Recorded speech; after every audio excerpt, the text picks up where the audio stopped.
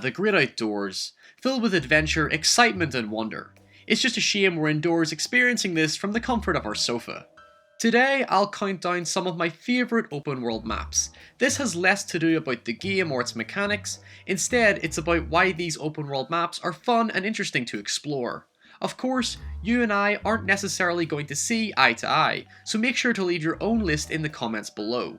Commenting, sharing, and subscribing keep this channel alive, so always feel free to leave requests or point out any games you'd like to see given some extra attention in another video.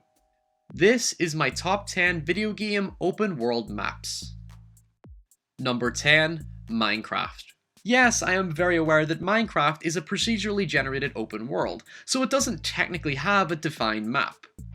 But the terrain is typically structured the same. We have a very peaceful backdrop consisting of spacious plains, dense forests, calm waters, and tall mountains. Exploring is quite relaxing and the setting is simple to maneuver, encouraging you to venture further into a world literally unfolding in front of you. It's not just the quiet, tranquil world which invites you to build and reshape in your own ambitious and creative ways. It's discovering caves which house the materials you need to make bigger and better things. Within the caves, the claustrophobia is unsettling, and the glimmer of light dying in the distance reminds you of your bravery. It's the drastic contrast from the bright, happy surface to the cold, dingy caves that really heighten and carry the emotion of Minecraft. You can play it as a lovely stress reliever, or you can use it as a stress inducer. Number 9, Red Dead Redemption. The land of Red Dead grew on me over time. At first I found it barren and dull, but as I progressed, I started to find the map to be rather suited to the narrative world. Red Dead is not Grand Theft Auto set in the Wild West. It's slower in pace, more subtle in tone, and the towns feel rather ominous and even haunting because of their simplicity. You genuinely feel like you're in dangerous territory travelling between settlements, but the desolate setting gives you time to think and be a free man, as the empty world feels vast and endless. The introduction to the southern border and the snowy woodlands add a casual variety to the environments without it ever getting too repetitive. Number 8, Grand Theft Auto 5. We have not seen the end of Rockstar, and Grand Theft Auto 5 is one of the best examples of making a city feel truly alive. The issue with many city-based open worlds is that they lack variety and are ultimately repetitive. Grand Theft Auto 5 has such a significant level of detail that is difficult to ignore. Buildings all have their own personality in both their visual style and architecture, and the same is true for roads, landscapes, and just general aspects that make it look and feel like a real city.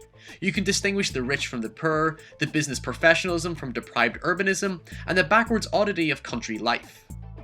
It's perhaps the most realised video game city ever created, and the proportions of the map are well utilised.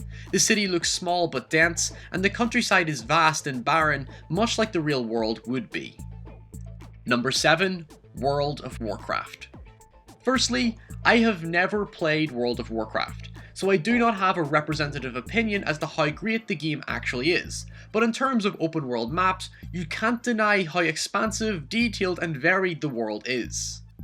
Despite having played it, I put this on the list because I believe in paying respect to World of Warcraft's legacy on MMORPGs, and just how realised and thought out its open landscape is. It's certainly one of the most colourful and artistically creative landscapes on this list, and certainly set the standard for RPGs that followed. In fact, number 6, The Witcher 3.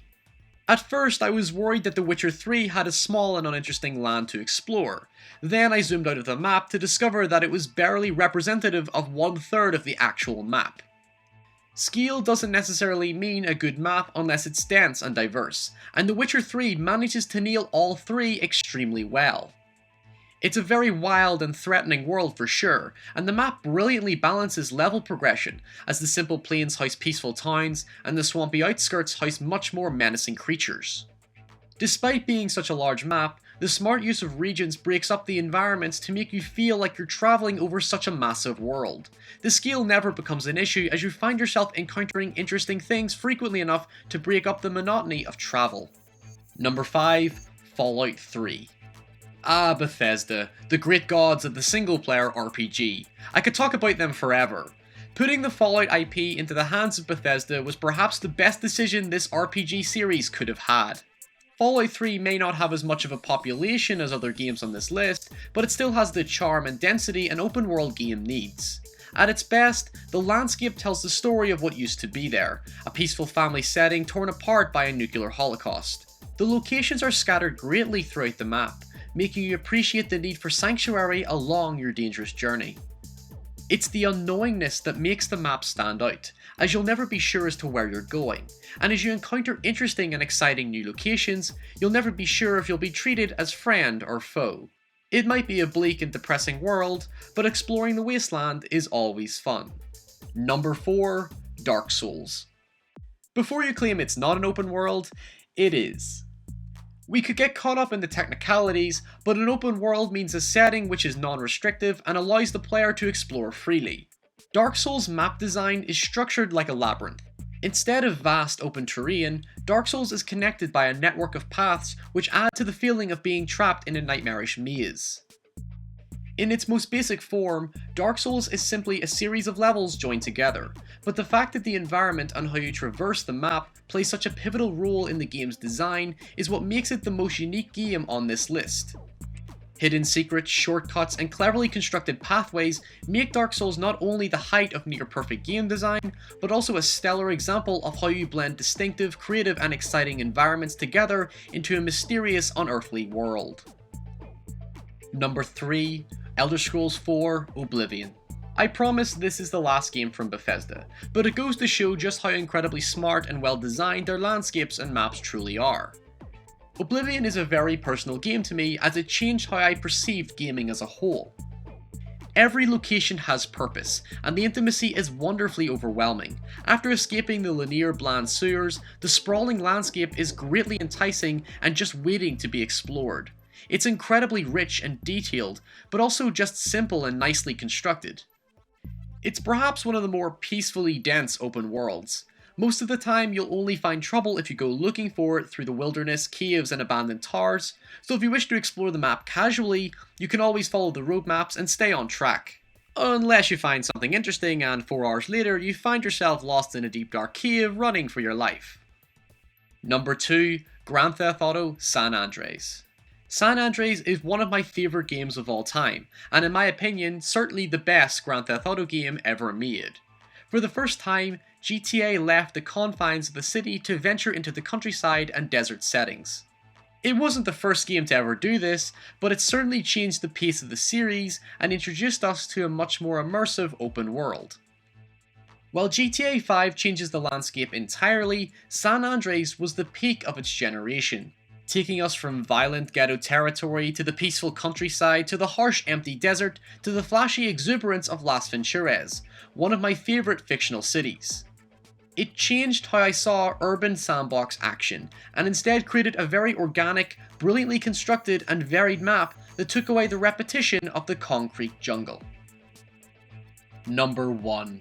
Elder Scrolls 5: Skyrim. Of course it wasn't the last you'd hear of Bethesda, are you nuts? Skyrim has such a phenomenal level of adventure, just by looking out towards the mountains in the distance. It never feels like you're going through a game world, because of the natural changes to the land. You might find yourself wandering through the flat, marshy plains towards the stronghold of Whiterun, or trapped in a blizzard as you're struggling up to the top of the throat of the world. The world is truly alive, densely packed with distinctive settlements and treacherous caves and dungeons, all while surrounded by beauty and a land in which the rich lore is embedded within its landscape. The atmosphere is beautifully conveyed, and the world is emotionally gripping, capturing your attention as you find new adventures each time you play. And that's my list. Make sure to leave your own thoughts in the comments below. There are plenty of other games out there to be considered, including Borderlands, Just Cause, Far Cry, and Assassin's Creed, so the possibilities for change are always endless. Anyway guys, until next time, stay safe, and I'll see you all in the very near future.